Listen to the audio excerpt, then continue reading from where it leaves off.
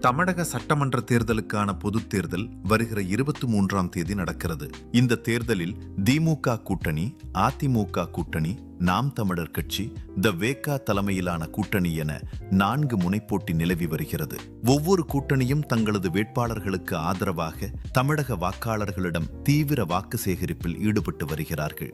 இதேபோல் த வேகா தலைவர் நடிகர் விஜயும் தமிழகம் முழுவதும் சுற்றுப்பயணம் செய்து தங்களது கட்சி வேட்பாளர்களுக்கு ஆதரவாக வாக்கு சேகரித்து வருகிறார்.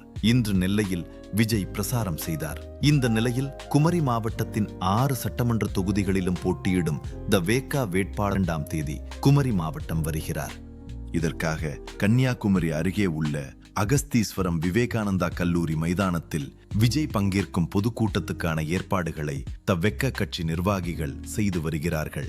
அங்கு அமைக்கப்பட உள்ள பிரமாண்டமான பொதுக்கூட்ட மேடையில் 6 தொகுதிகளின் த வேகா வேட்பாளர்களையும் ஆதரித்து நடிகர் விஜய் பிரசாரம் செய்து விசில் சின்னத்துக்கு ஆதரவு திரட்டுகிறார்.